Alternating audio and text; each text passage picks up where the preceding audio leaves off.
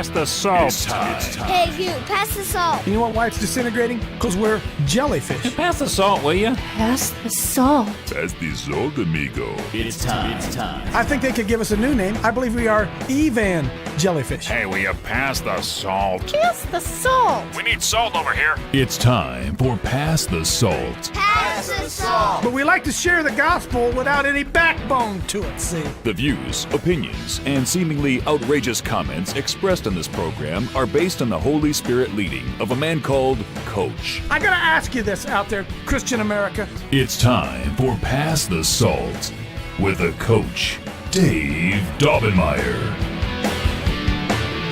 I was just listening to my own intro there again. Every time I hear that intro, I hear something different. And seemingly outrageous comments.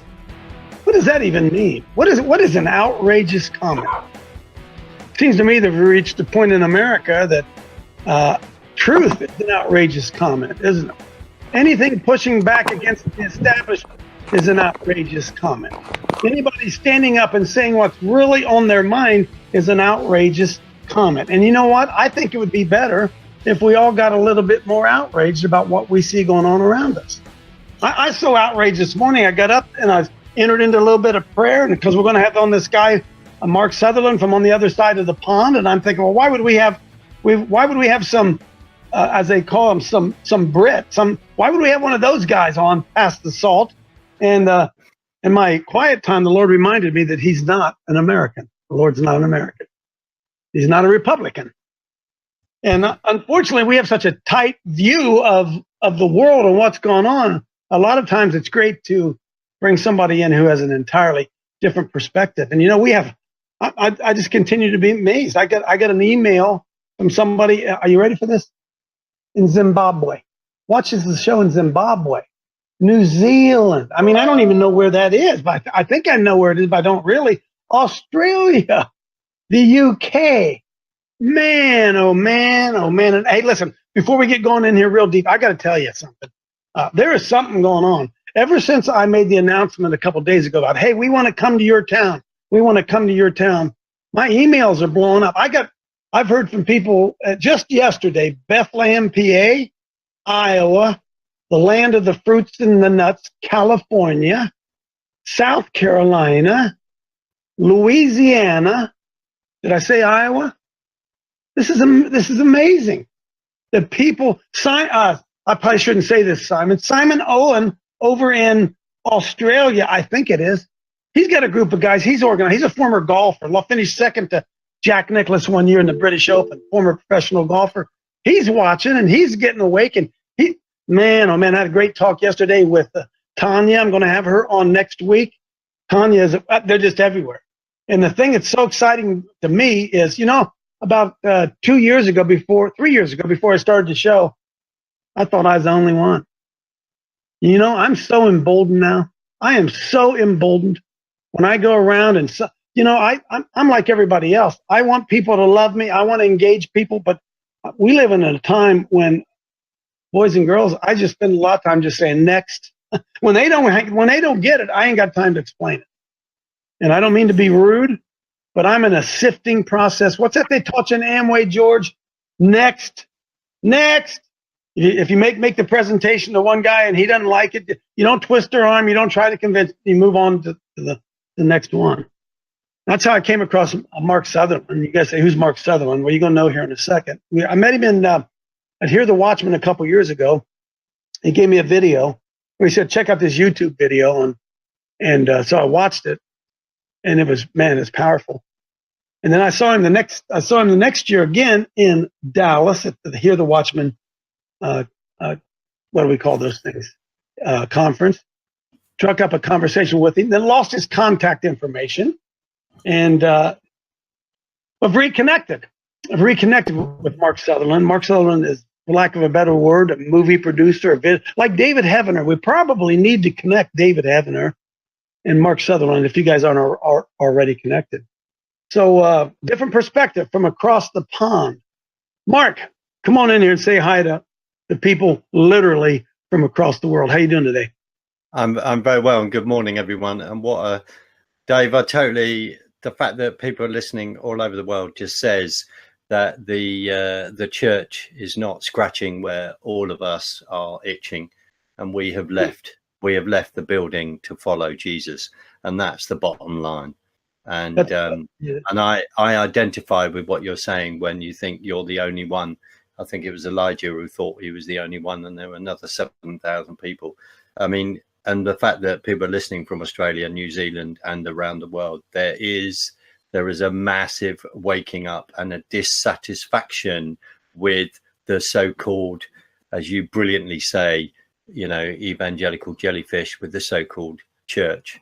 We are not in the goodness in this country on those issues by far. So, Mark, what's the church like in the UK?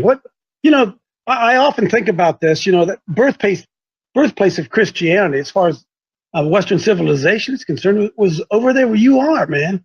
Yeah. And I've said for quite a while that the secularization that we see going on in America reached you guys long before it reached us. What's Christianity like over there, Mark?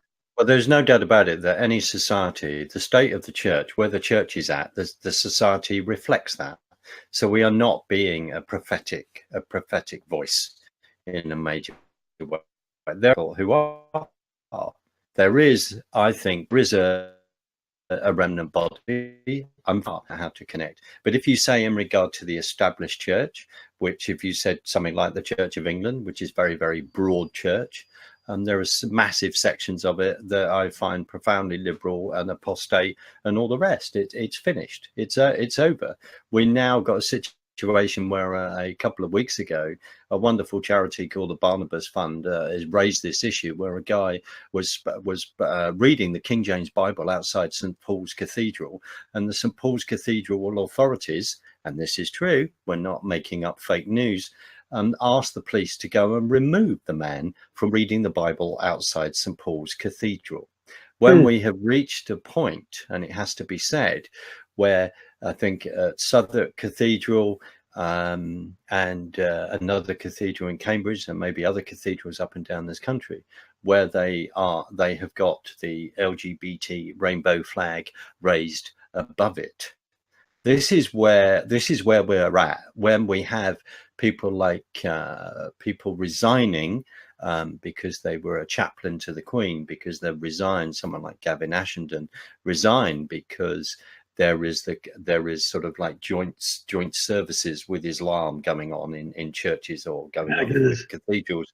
People, no, I disagree with that. So you've got that going on. You've got, well, you're very unloving. We can't talk about sin. You're not being very tolerant, and all this kind of thing. And we're moving it, this is what you're saying is hate. We're moving into a situation a bit like that Governor Jerry Brown in California, where we see California wanting to ban the Bible. We can see that the Bible will be seen as a hate book over here in regard to the whole LGBTQ, and maybe wanting to add P, a movement. That is where we're at. You describe it brilliantly, where you talk about not having any backbone. For me personally, I do not go to an established church. I left quite a few years ago. There are a number of people that I know along that line. We are not in a good place at all as a country. As you know, we are trying to leave the EU. There are a strong spiritual tie to that, as the EU is the in 2010 is basically there's no reference to the heritage of Europe, of our nation. No reference to the Reformation, Enlightenment, etc. It's gone. You would have to agree, Mark, at least from our standpoint, that the Brexit movement was really the genesis or the mother seed of the Donald Trump movement in America. Wouldn't you see those things very closely tied together? Yes, and it's very kind of you to say. And as someone who is a huge Brexiteer, and as someone on this side of the pond, I just want to say to everyone listening, there are a number of people in the UK, if not a lot of people in the UK, I know where some of them are, who support the President Donald Trump of the United Kingdom. Please do not believe fully the mainstream media construct. I don't have to lecture you about that. And yes, someone argued the other day that we had our first Brexit under the Reformation, and suddenly deciding that we could read the Bible ourselves. There was no doubt about it. It gave an encouragement to the whole Trump movement and getting him elected as president. It's understanding.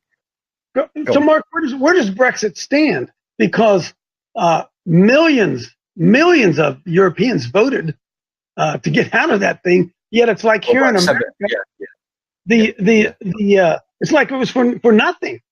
The leadership still will not implement what the people voted for. Right. Well, I'd say to you, it isn't nothing. So 17,410,725 people, with a majority of over 1 million, voted out. Absolutely. We then discovered, like you, that we have the biggest swamp to drain in the House of the Parliament as well. We've had 43 years of embedded civil service, 44 years of embedded civil service, in the fact that we have been a member of the European Union in 1973. We were taken in there as a trading body, that we would be joining a group of 6 other countries to trade without tariff barriers. That was designed in 1923 by Jean Monnet and Arthur Salter, simply, where you would create basically the Socialist Republic of the United States of Europe, and you would take away individually the democracy of each individual country, treaty by treaty, without actually explaining that to them. That was designed then. Both those two people used to have a seat on the League of Nations that then became the United Nations. It's fairly obvious in what direction we were going in. So we have voted. We have then found out that 580 odd MPs, maybe slightly less, do not want to leave the EU. We've discovered that most people in the House of Lords, we have 2 houses, that do not want to leave the EU. We've discovered that. We're discovering that there is a massive, our Prime Minister is a Remainer.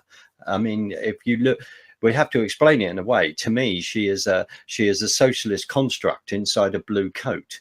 I mean, there is massive big government thinking within the United Kingdom. And what we do not understand here, Dave, is this: we do not, and I've been educating myself over the last few years, we do not understand fully why America came about. We don't understand why the Constitution came about. And when we begin to understand that, and I understand that, then we see why people left because of persecution, etc., and getting on the Mayflower, etc., and going to the United States of America. We are under tyranny. We used to trade with the rest of the world. In 1957-8, we lost our nerve after the Suez crisis.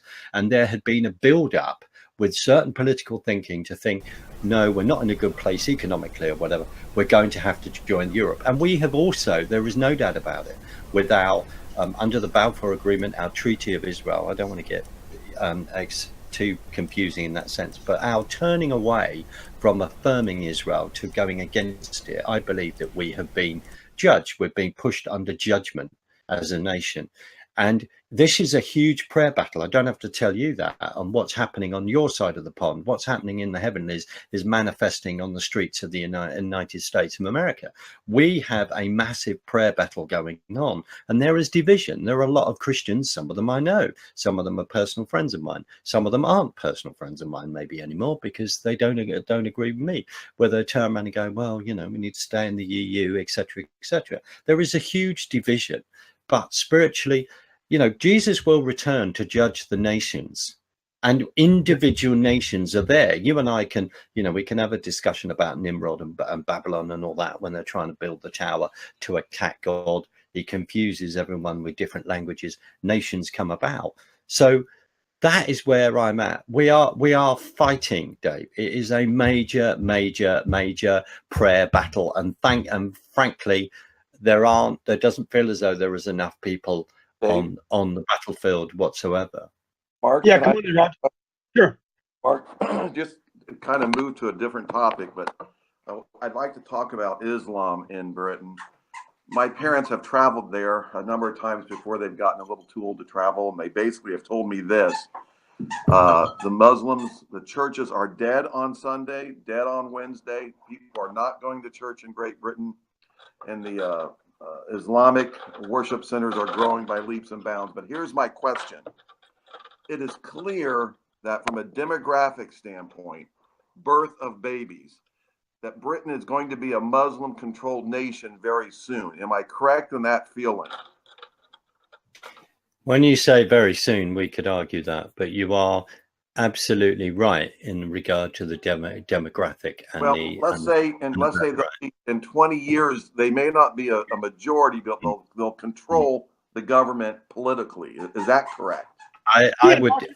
Mark, is there a pushback from the Brits against this? There is a pushback, I would say, and I want to answer Roger's question. There is a pushback within certain, I would say, certain intelligentsia field or amongst certain people that I know to push against that. But I think there is such a sort of right. Well, look at what's happening in Syria, and we must let all this immigration come in, blah de blah. We've got to love everyone and all the rest. We're not paying attention to the fact that under a Barcelona agreement in 1997, a load of this was allowed without discussing it. Excuse me, with the actual countries involved. Here's my question. Go. My question. Let's assume I'm somewhat correct. Let's assume in 20 to 25 years, Britain is going to be controlled by Islam. Let's just assume I'm close to there. What happens when a nation's political arm is controlled by Islam and they have nuclear weapons? That is my question. I believe that's where we're going in Europe. These countries are nuclearly armed, and Islam is taking over by the population and birth rate. You're right. You're right. I mean, the bottom line is that within 25, 30 years, we could become, far more of a Islamic influence than where we are now, and that is becoming in various parts of the country. You could say that yes, that there is a huge influence there. Politically, there are a number of MPs that would call themselves, that have a Muslim background. I think, Roger, the distinction is, and I'm not playing political games here, and I want you to shout.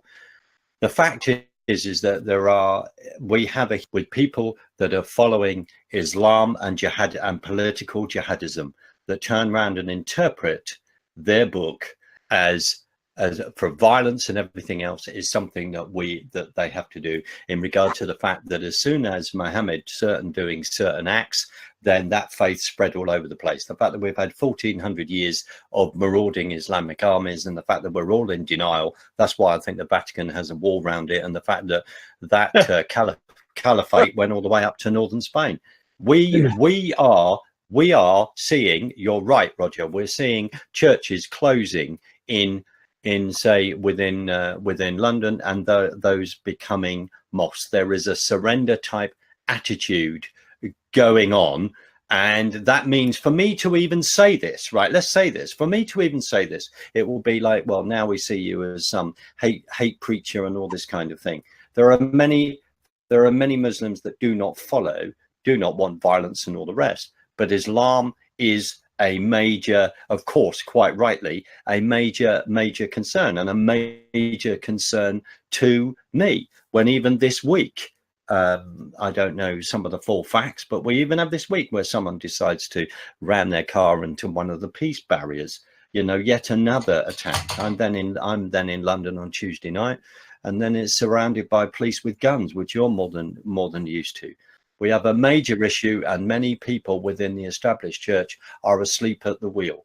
I have to say this, sorry, I mean, just tell me to shut up. A few weeks ago, Lord Pearson, who is Lord of UKIP rep, stands up to turn around and say, we need to have a discussion about Islam in this country. The way that man was vilified in the House of Lords was quite disgusting. So in other words, various people, we've got 100 Sharia law courts in this country. Wow. Right? Yeah. Right. So that is totally. Let me switch gears on you a little bit, because this is, first of all, I apologize. We don't know history. We don't know Europe. We don't know the UK. We think the world revolves around America. I'm just apologizing for everybody listening right now, because it is the truth. Mark, help me out on this one. Help me out on this queen thingy, this royal family thingy. And I watched this latest wedding take place, this show wedding, and they bring in this black Episcopal whatever. Let's go there. Don't even go. I just went there. I just went there. So we're on the outside. Hey, Mark, does the Queen have any influence at all? What? Uncrack that for us here a little bit. No, I mean, the bottom line is under Cromwell, we dealt with that. It's not, the government is not run by her. The country is not run by her. It's like a figurehead. But let's talk about the fact that that particular pastor comes out and that minister comes out and gives the address, that Episcopalian, I think, who is pro-gay marriage and has been pushing that. And then they picked him specifically, Mark. He wasn't just some guy that walked in off the street. They brought him in. Yeah, he is curry. He was specifically brought in. What you got, say, there's a fight going on within the Church of England over that message, over this whole issue. That's what's going on. On 1 minute, to me, Welby allowed that deliberately. Welby is the Archbishop of Canterbury, supposedly head of the Church of England. And the head of the Church of England needs to revert to Africa, where people actually believe in the Bible. That's why there's a massive fight going on. And on that note, when they have certain conferences over here, and I'm just trying to think of like Lambeth Palace, something like, there have been cases of when various bishops from Africa have been stopped coming into the country because they don't like their views or don't like what they want to say. I mean, that's another issue. We have priests within the Church of England that are openly gay and who are living with their partners. Let's just say that. That is where this is. I'm not even popular in regard, and I'm not here for the popularity stakes, even though at times that is difficult. And of course, we all would like to be liked, but the fact is that is where we are, and no wonder it's a complete, and I'm trying not to swear, complete and utter mess. Right? That is the issue. What it is. Hey, Mark. So listen, hey, folks. Mark's a movie producer. That's how you see the guy sitting up the top of him. He is. I'm going to show a video here that Mark made. The guy sitting up the top. I tried to figure out who. I asked Mark this morning, who is that guy? Well, you'll see him in the video that we're about to play here. And hey, Mark, explain to us Lambs and Lions. Explain to us the video that you produced and your intentions. And then we're going to let that thing roll. That's really kind of you, Coach. Right. So Between Lambs and Lions represents a time when the Constitution of America has been suspended and there's complete overreach by the executive branch, and the Star-Spangled Banner is banned. It takes the book of Daniel and it sets it among the political machinations of Washington politics. This was loaded up on around about late June 2015. And what I realized a few months ago is that was the time that Donald Trump, as he was then announced that he was running for president. I felt led to make this. And then to more and more, I just, because of what I read, whether that's Pamela Geller or Robert Spencer's book, The Post-American President, and looking at various things that have been happening over on your side of the pond, I just felt that this was an important piece of work to make. So that's what the film represents. Ideally, between Lambs and Lions, right. And it was made when was it made, Mark? It was loaded up in 2015. Wow. And you and I, you very kindly sat down with me this year in Dallas, and we watched it together, and bless you for that. Oh. So yeah, it would be something that I would love to make into a feature film. There's another short film coming out. You can ask me about that, and that's subject of communism. So I believe that this is what has been going on in your nation, and now the deep state and all the rest. So there we go. Between Lambs and Lions, folks. This is about 10 minutes long, but it's worth the time. Go ahead and roll that, Jared.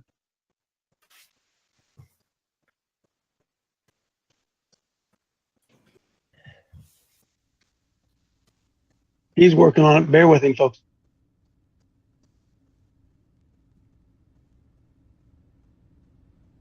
That's very kind of you. Thank you.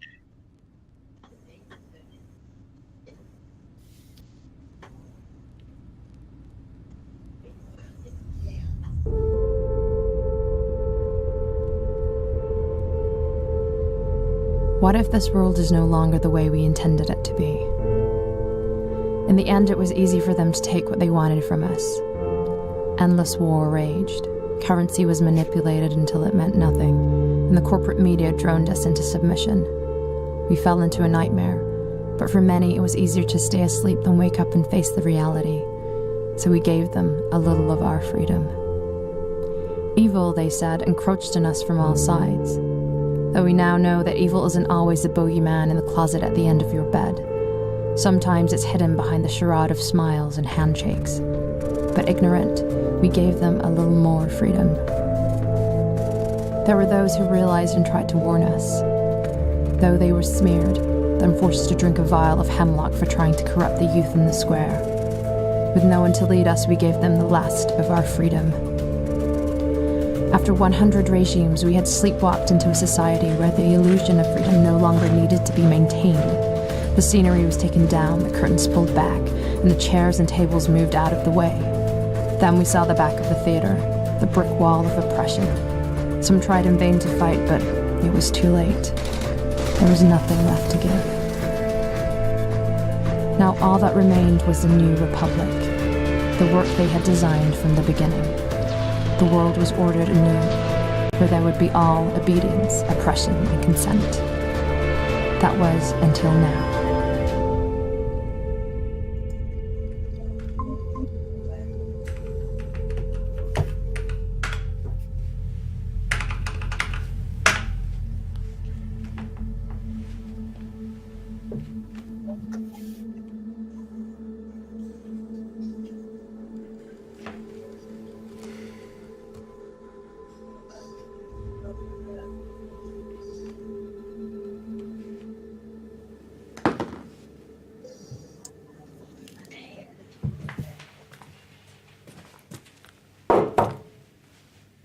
Come in.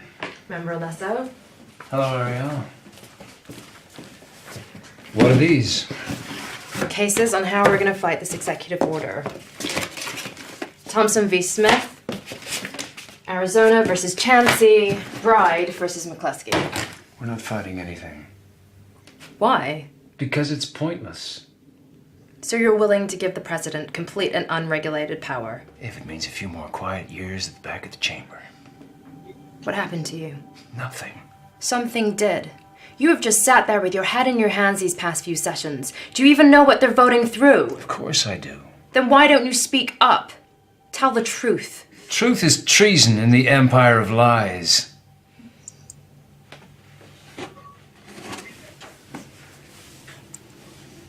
Someone once told me this old thing stood for something. It still does, but it's not the same. When I was small, my mother used to hum this tune to me.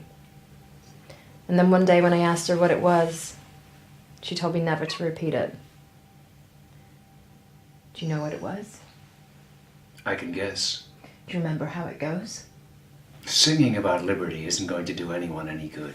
I don't know why you bother sneaking off to see that piece of paper on top of the hill if you're going to treat it like one. Ariel, you're starting to get out of line. If liberty means anything at all, it means the right to tell people what they don't want to hear.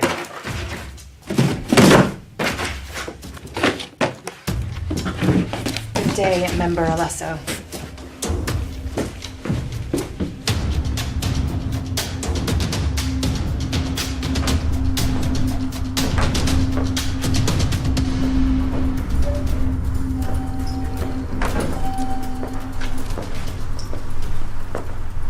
Leave us.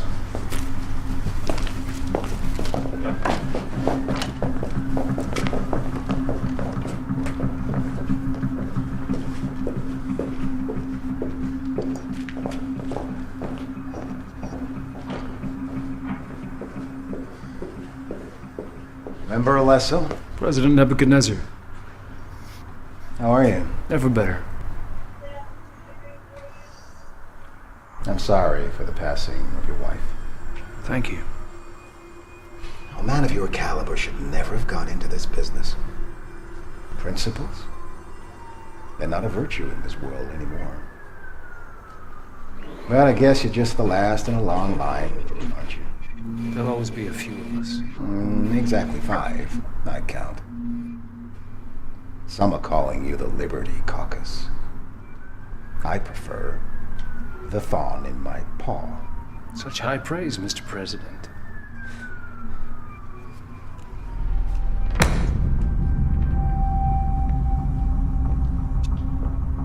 Today is an historic day for the Republic, member.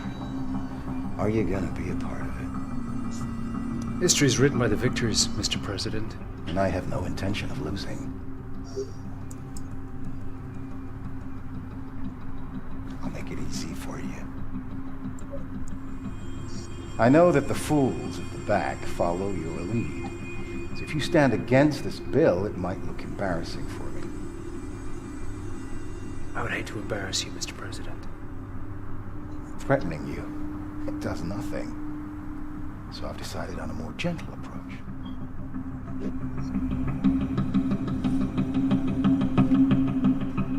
Guarantees for the release of the 7 suspected terrorists you've been lobbying for, and an assurance of additional funding for your quadrant for the next quarter. You can return and retire a hero. All you need to do is deliver the votes you need for the bill to pass unanimously. I can't speak for the others. Yes, you can. See, if in the house of cards you take out the right one from the bottom, whole structure comes tumbling down.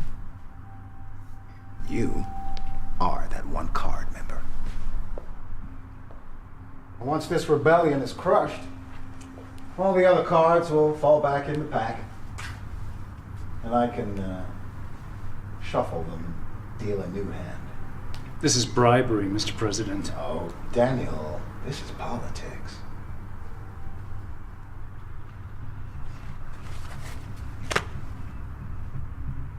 Will that be all, Mr. President? Yeah, if I keep you any longer, you might miss the vote.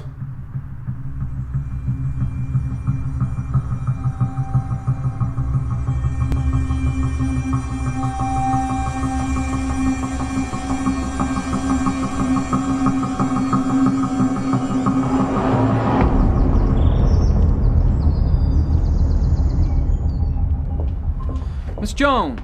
What's this, Belshazzar? Just a little way to try to get you to stand still for 5 seconds. Oh, you really don't like talking to the press much, do you? Vultures don't circle around something unless it's dead. Listen, don't toy with me. You know I'm a fan of Daniel, and I want first to sit down with him. Sit down. After his announcement. Surely he told his chief of staff. What announcement?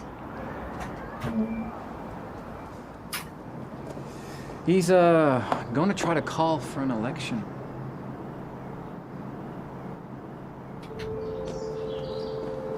You know, you're never going to get a majority. We don't need a majority. We need a vocal, irate minority. Oh, and next time you want me to do something for you, bring Danish.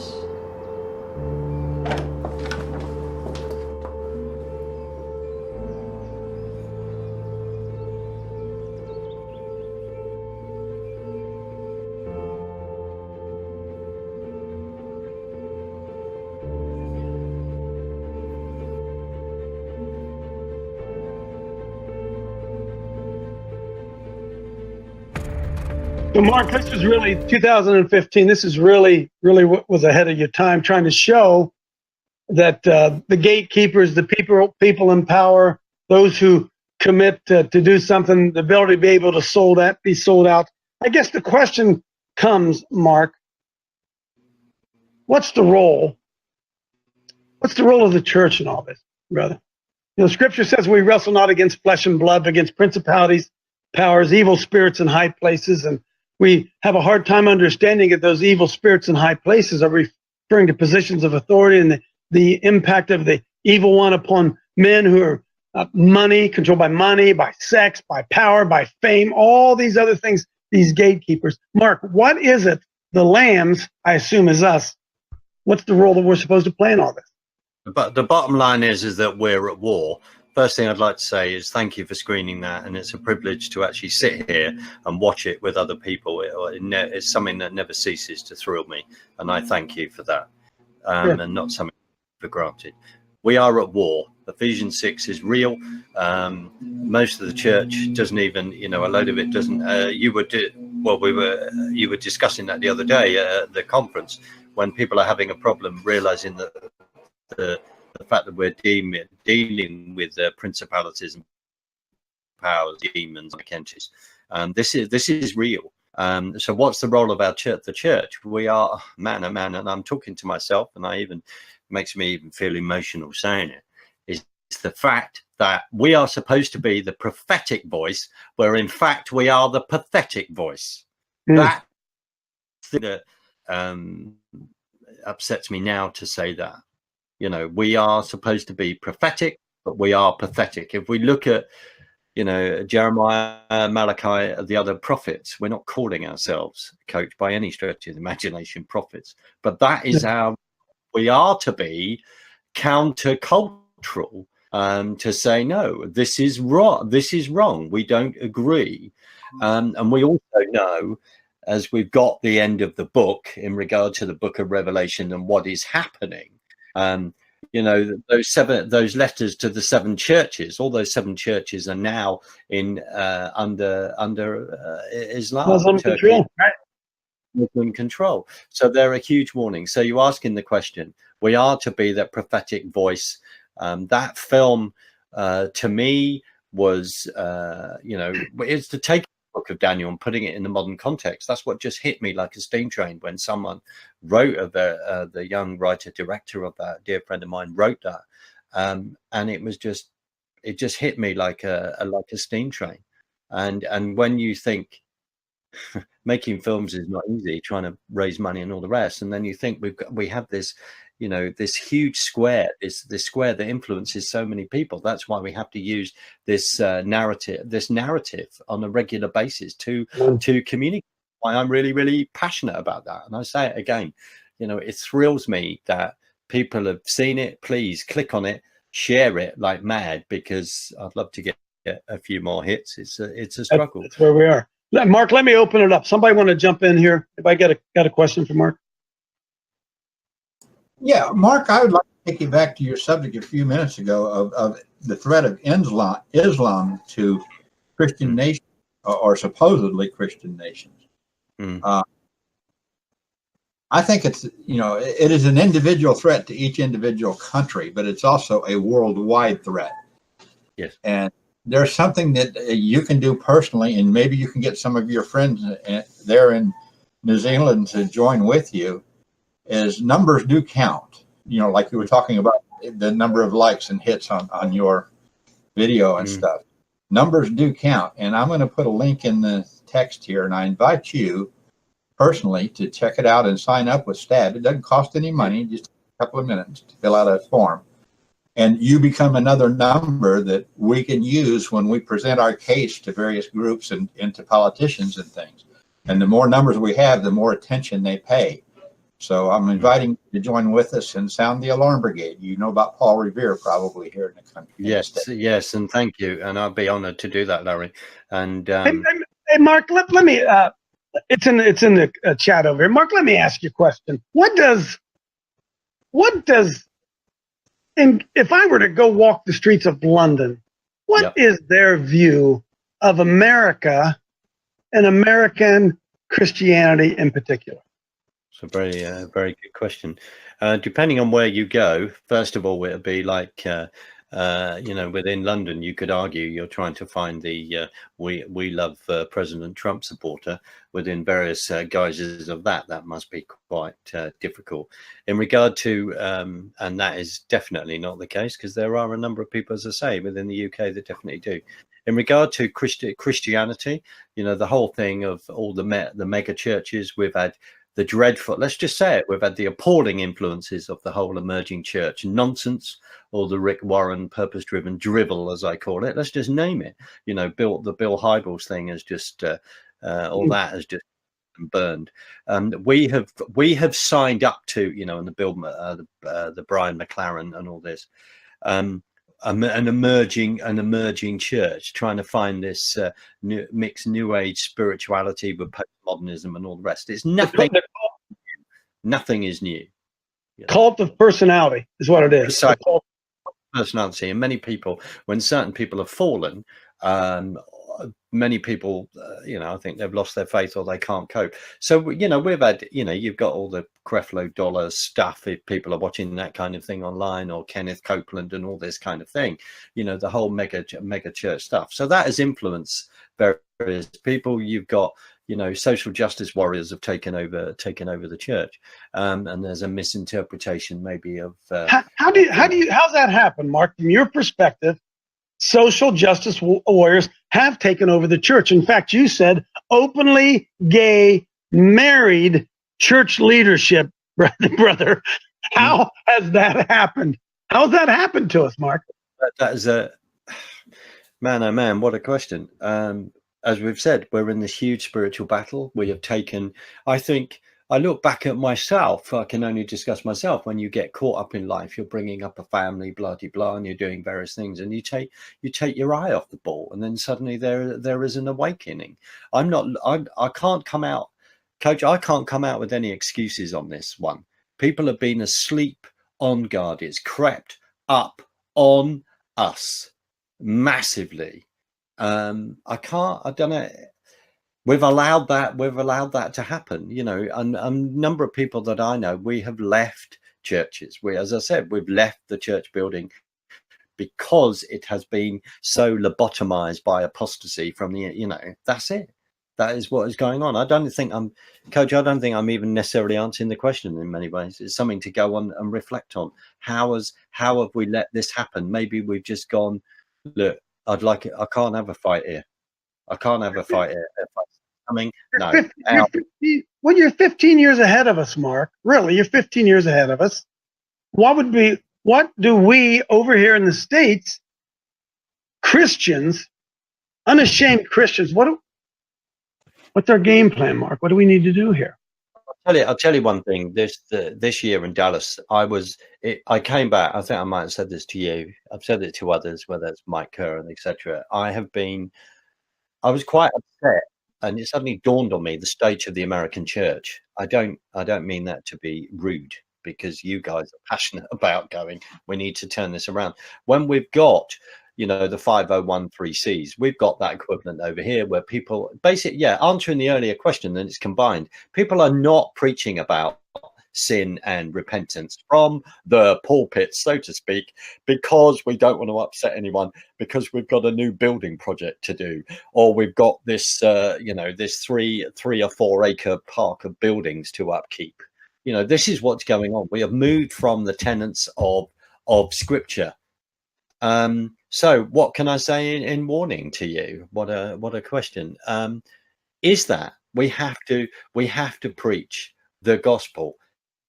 It's about us. Amen.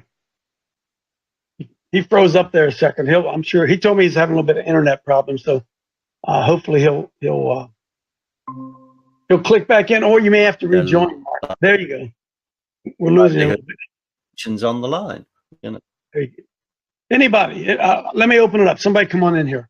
Mark Sutherland. I haven't said that enough. And Jared, his website is what? Can you throw that up there for everybody to get a peek at that? There's his website, Creative Hub Productions. He's a film producer, movie producer, and as I said, 15 years ahead of us over there in Europe of what is heading our way. Somebody come on in here. Hey Mark, have you come across anybody in England like you've met with Coach? Is there anybody fired up that's willing to stand in the gap and get other men fired up over in England? Like you've Mark. Yeah, Mark. And is it criminalized yet to do that? Do you get on a watch list or anything if you begin to hate speech and all that stuff. You're ahead of us on that. What's it look like? That started. I mean, Christians who have been standing up to their faith in work, who have turned around and said, as a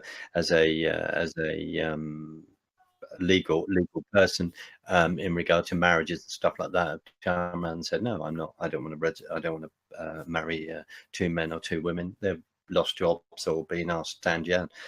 Yes, there are. I'm not going to name them, and a number of those people are friends of mine.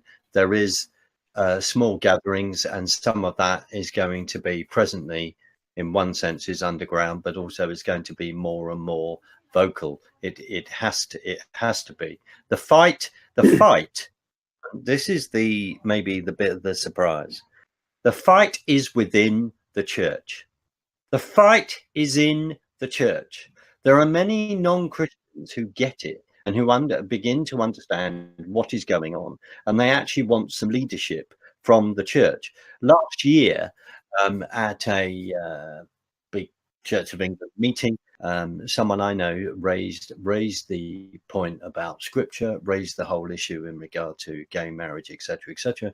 And certain people, the Bishop of York, let's name him, turned around and goes, "Oh, we've had too much of the Bible. It's the Bible. The Bible." But those establishment circular, we work outside it. We work outside it.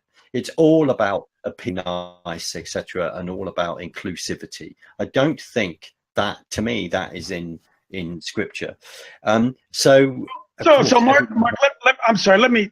I don't mean to interrupt, but I do that. So no. I'm thinking about Tommy Robbins, right?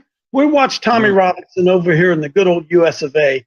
And the truth is, I get, I get a lot of pushback when I say this, but I try to open people's eyes up to the fact that it's the white Anglo-Saxon Protestant that is under attack globally, around the world. The ones who took the gospel of Jesus Christ to the world are under attack. And Tommy Robinson, if I understand it properly, really all he did was begin to stand up for the WASPs, the white Anglo-Saxon Protestants. And when they arrested him here in the States, we saw what appeared to be thousands of people out in the streets in support of him.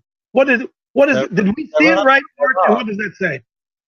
Yeah, there are thousands of people that have been out supporting him. And frankly, if I'd been in the country and not doing something else, then I would have been on those marches too. And for me as a Christian to even say that within certain quarters over here, it'd be like, well, you're another racist, fascist bigot like him. It's understanding his story. He responded to what was happening in his town and what we have in Rotherham, what we've just had in Huddersfield, what we're having in Leeds, what we've had in other towns up and down this country is rape gangs that are mainly done. 86% of those are Pakistani men with that background, and that is why he has responded. And in some ways, I've found it encouraging that people have turned around and gone, no, we have had enough of this, because we are going to address Islam, right? And no, there are certain people within churches in a very limited way that would be speaking out against that, but not having that kind of platform, don't have that kind of platform to suddenly see that platform. Or that kind of guts, right? That kind of guts. If you have the guts, you often get the platform, right? Yeah. And I totally respect him for that. Totally and utterly respect him. I may not agree with some of the things he's done in the past or whatever, but the fact is, or way he's gone about certain things sometimes. But when I reflect on that, and I had a conversation on Tuesday with someone who may not necessarily call themselves a Christian, who turned around and said that actually Tommy Robinson has been more Christian than a load of other Christians inside churches, because he's actually standing up for what he believes. And I just thought, and I sat there and just thought, you know what, I said to him, you're absolutely right. You're absolutely bang on the way that man has been vilified in the press. We haven't got time in some ways to discuss it, but the whole thing is a construct. This is deliberate, as various political elites are pushing a certain way of thinking, and then this working class has pushed back. Let's pull back from this book a second. I got my book in front of me. I always do. And let's assume that we don't understand the book. Let's assume that we don't know the last chapter, which is, I hear Christians say that all the time. Let's say this book was written without any conclusion. And we don't know what's going to happen, right? From your perspective, Mark, what is the future of Christianity in Europe, in the UK? What's the future of Christianity there? Provided we don't know how the story ends. Well, we're preparing. We have to start majorly thinking about this. We're preparing. The persecution's already started. There is a pushback to actually have to protect freedom of religion in this country. But persecution has started. I can speak from a position of experience on that one. It is started. It has started. So the future is we have to prepare for that. Out of that persecution, personal revival. Whether we're going to see a revival in this country, I don't honestly know. There is some interesting meetings, as you sent that article to me this morning, Coach, about what's happening in Europe. There are signs of individual things that are going underground. But on the other hand, you can say at the moment with the trajectory, it's not bearing very well. If we then look at, if we are the merchants of Tarshish, and you are one of our lions, as you've come out of this country, and so is Canada and other Commonwealth countries, maybe there is a role for us to play. And as you've said, and I'm trying not to remember the fact that we've got the end of the book. I don't know. I'm not at the moment. I'm not too encouraged by it, Coach. I guess the point is this, Mark. If we didn't know how the book ended, we wouldn't be sitting on our butts the way we are, would we? We would not be sitting on our butts the way we are. Yeah, that's the great deception. And you and I wouldn't be having a conversation. And I just want to say this is that we all need each other. One of the reasons I came over to the States is because I've watched a lot of people over many years, and listened to people, Hagmans, etc. I needed to come over to confirm the fact that I wasn't going raving mad, and that we need to be on each other. That is how bad. If you are a Christian, a conservative, a Brexiteer, and you support the President of the United States, you are an endangered species in various points of this country. And at times your mental health can absolutely be tested to the limit, especially when you are passionate about what you see, and I am now, about what you see, what is going on, and in your own way are trying to stick a shofar in your mouth and blow the warning. It's not easy. So going back to your warning, to the States or where it's going for us, another truths. You have major difficulty over this, even with the American churches. A number of home truths have to work those structures. Over here, establishment, a vast majority of the establishment churches from Scotland downwards, it's over. Liberal those establishments have become. Local churches. To the method. Huddles. Got to do it. Jared, pull up real quickly. Ephesians 6. I want to make a point here as we got about 5 minutes left. Does anybody got a question? They want to jump here and say anything as Jared pulls up Ephesians 6? Come on in. Yeah, I just want to say I ran into yesterday somebody, well, in the end we win. So, what are you worried about? And I said, think about this. Every disciple that walked with Jesus knew that in the end we won. And every one of them got martyred. Yeah. I says, we have a fight. Can I just say something on that? A dear friend of mine said that one of the roles of a pastor is to prepare his congregation for martyrdom. That was said to me a few months ago, and it hit me between my eyes, and profoundly made me just go, "Oh my goodness." Absolutely. There are many the way that our brothers and sisters in China, when they're baptized and talk about, and I've seen you, Coach, recently baptizing people. When are you prepared down? Are you prepared for martyrdom? Within China, that's what's happening. That is where we are at. That's what we have to begin to. I want you to hear me. I'm not comfortable saying any of this. I am not comfortable saying any of this within the Western culture of isn't it, affluent and all the rest, and where I'm sitting now. But that is the direction of travel that I have to say this, I can't keep silent. It's not going to go down very well. We do that. We can't do that. We have to use what we can to the best of our ability in Christ's strength. We realize that there is a total war. Is putting our armor on, and Coach, you come back to this in regard to the American church. It's actually saying we are at war. We're getting our ass kicked. Ephesians 6 is real. The armor of God is real. What the heck are you doing about it? And I've noticed some of the quotes coming on from a particular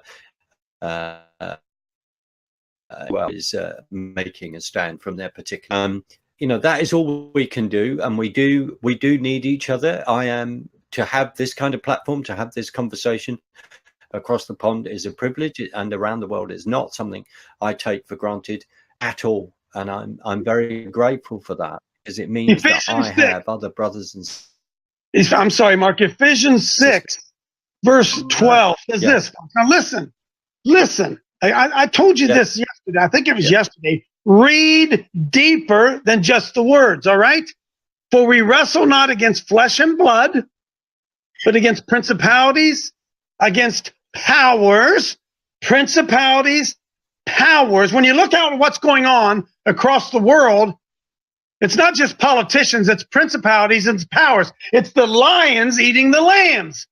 Why? Because these principalities and powers against the rulers of the darkness of this world, not the spiritual world, the rulers of darkness against spiritual wickedness, where? In high places. High doesn't mean up, it means authority. And we have got to understand that Christ, when he went to the cross, died, he said, it is finished. For this purpose was the Son of Man manifest, that he would destroy the works of the devil. Christ went to the cross. He said, I completed 1 John 3:8. I have destroyed the works of the devil, and now put on the full armor of God, because these evil spirits in high places are going to try to undo everything I've done. That's what Ephesians means. It's not put on the armor so that you don't lose your finances, or you don't get sick, or your kids don't turn to drugs. That's part of it, but that's not it. We are in a cosmic struggle. And right now, while the door is open, still open, we have got to move now. We have to engage now, whether it be in Great Britain, whether it be in South Carolina, whether it be in Wisconsin, whether it be in Georgia, wherever it is. Time is now to begin to understand the need to push back, so that these evil spirits in high places don't get the foothold that we're seeing them get already across the pond. Hallelujah. Coach, can I just, you know what? And if we want to prepare ourselves for martyrdom, we can't do it sitting at home on the couch or behind the computer. We have to be out there, boots on the, we have to be in the street. That's how you prepare yourself for martyrdom, by facing it and getting that backlash and getting the opposition and seeing what you're up against. That's how you prepare yourself, because you're not going to prepare yourself sitting at home doing nothing. Amen, brother. Amen on that one. In fact, if I can find this real quickly, where is that, Lord? There it is.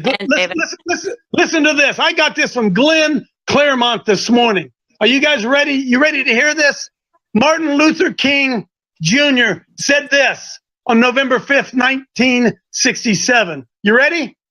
He said, you may be 38 years old, as I happen to be, and one day some great opportunity stands before you and calls upon you to stand up for some great principle, some great issue, some great cause. And you refuse to do it because you are afraid. You refuse to do it because you want to live longer. You're afraid that you will lose your job, or you're afraid that you'll be criticized, or that you will lose your popularity, or you're afraid that somebody will stab you or shoot at you or bomb your house. And so you refuse to take the stand. Well, you may go on and live until you are 90, but you're just as dead at 38 as you would have been at 90. And the cessation of breathing in your life is but the belated announcement of an earlier death of your spirit. You died when you refused to stand up for right. You died when you refused to stand up for truth. You died when you refused to stand up for justice. Amen. Dead men walking. Bless you, Mark. I wish we had more time together. We'll do it again. You fight the fight over on the other side of the pond. Wake up, church. It's at our door. God bless you. We'll see you. Coach. Talk to you soon. Take care. Bye. Bye-bye.